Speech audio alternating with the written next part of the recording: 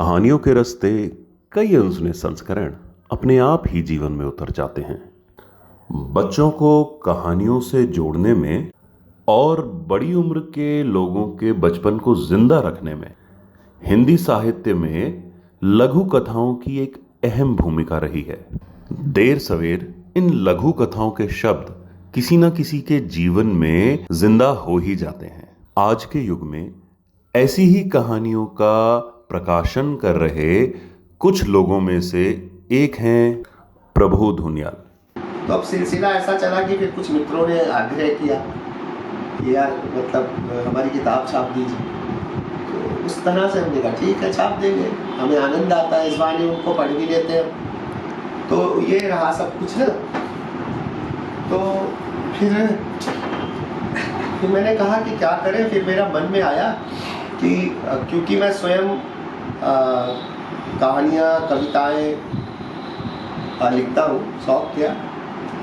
और लेकिन ऐसा मैंने कभी अभी तक नहीं सोचा कि मैं अपना प्रकाशन अगर मैंने बनाया है तो मैं अपनी कहानियाँ छापूँ, अपनी कविताएं छापूँ। क्योंकि जब मैं औरों को पढ़ता हूँ तो मुझे लगता है कि अभी और थोड़ी साधना की जरूरत है, क्योंकि कहीं भी कहाँ लिख रहे हैं ना लोग। हालांकि वो हर एक का अपना स्टाइल है, उस पर आप हर एक का अपना ना एक स्टाइल। कहीं ये नहीं हो सकता कि सबके भाव अपने हैं, पात्र अपने हैं, लैंग्वेज अपनी होती, स्टाइल है। तो फिर भी उसके बाद मैंने सोचा ये किताब स्मृतियों के द्वार, इसमें मैंने कहा सबसे पहले किताब ये निकालते हैं कि लोग गाँव से जो पलायन कर गए और जो अब रिवर्स माइग्रेशन की अगर हम बात कर रहे हैं, तो जिन्होंने छोड़ दिया गाँव, उनकी नज़र में वो गांव उन्हें कैसे बुलाता है या कैसे याद आता है या स्मृतियों में कैसे रहता है, उसकी एक कहानी। तो फिर लोहार मामा निकाली। फिर इधर एक विचार बहुत अच्छा मेरा आया, मेरा कमरा। मैंने सोचा एक दिन ऐसे बैठे मैंने कहा मेरा कमरे पे टाइटल रखते इसे और मेरे कमरे में निकाली जाए किताब और उसमें लोगों से मांगे जाए वो क्या कहते हैं आर्टिकल। तो लोग आर्टिकल आते रहे और फिर हम उन आर्टिकलों को इकट्ठा करते रहे। तो अच्छी बात ये रही कि मेरे कमरे को लेकर जो सब्जेक्ट जिस तरीके से ऐसा लग रहा था कि कई लोगों ने कहा कि भाई मेरे कमरे पे हम लिखेंगे क्या लिख सकते हैं इसमें। लेकिन जब मेरे से और लेखकों की बातचीत हुई तो पहले जब उन्हें ये लग रहा था कि यार ये कैसा टाइटल है, ये कैसा शीर्षक है, तो बहुत ताज्जुब उन्हें भी हुआ और मुझे भी बहुत अच्छा लगा। कि उसके बाद जब उन्होंने लिखना शुरू किया तो उन्हें लगा कि कहीं अब रोकना होगा, और वो मेरा कमरा बहुत बेहतर कमरा बन गया। उसमें कई बातें आई कि किसी का अभी तक वो कमरा भले ही आलीशान कोठी में रह रहा हो, लेकिन एक वो जो कमरा होता है तो सिर्फ और सिर्फ आपका होता है, आपसे बात करता है, आपसे बोलता है, आपके साथ उठता बैठता है। तो किसी का बना किसी का नहीं बना। कोई लोग जैसे गांव छोड़ के आ गए तो उनको आज भी वो कमरा याद रहता है, याद आता है। तो अच्छी किताब रही। उसके बाद फिर हमने एक शिव प्रसाद जोशी हैं, बहुत अच्छे अनुवादक हैं, बहुत अच्छे पत्रकार हैं, BBC लंदन जर्मन में रहे हैं। तो उनकी अच्छे प्रतिष्ठित कवि भी हैं, तो उनकी कविताओं एक हमने किताब निकाली, रिक्त स्थान और अन्य कविताएं। तो वो भी खासी चर्चित रही क्योंकि वो ऑलरेडी प्रतिष्ठित पत्र पत्रिकाओं में लिखते रहे हैं।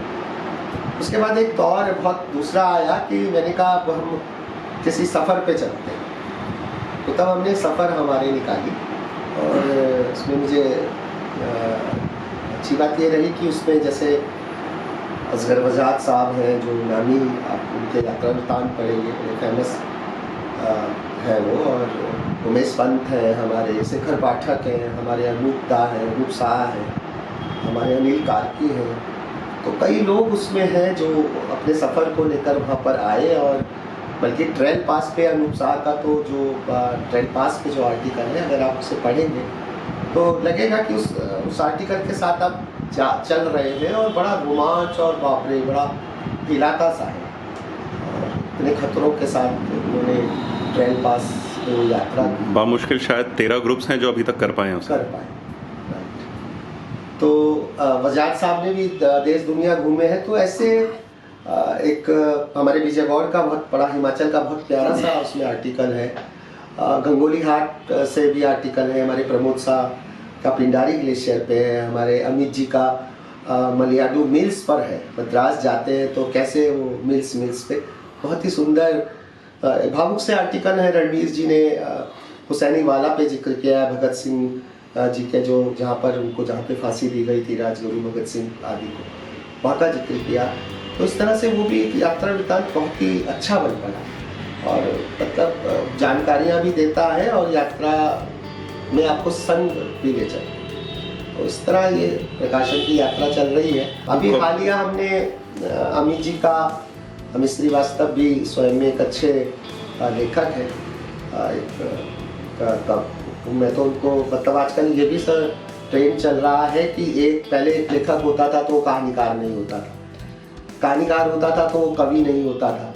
लेकिन कुछ सालों से मैं ये बहुत अच्छा ट्रेंड देख रहा हूँ कि एक साहित्यकार के अंदर वो सारे गुण हैं।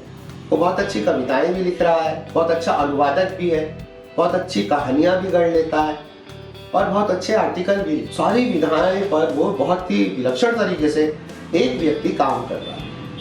वो बात ठीक है कि अगर उसकी वैसे तुलनात्मक समालोचना की जाए तो वो उनका काम है, लेकिन अमूमन ऐसे कई लोग, उनमें से जैसे अमित जी भी बड़े विलक्षण है, बहुत अच्छी कविताएं भी लिखते हैं और अभी उनके कोतवाल का हुक्का करके कहानी संग्रह आया है और पुलिस में है वो, तो उसी पुलिसिया व्यवस्था की उसमें बातें हैं, लोग हैं, समाज है और वो सारी चीज़ें हैं। तो वो एक कहानी संग्रह आया है तो ठीक ठाक चर्चित हो रहा है क्योंकि वो बातें उन्होंने जो कुछ जिया है उसको लिखा है। तो मुझे लगता है वो पसंद किया जाएगा। और बाकी तो पाठकों की प्रतिक्रिया पे निर्भर करता है कि वो किस तरीके से, पाठक बड़ा होता है, लेखक तो लिख के हट जाता है।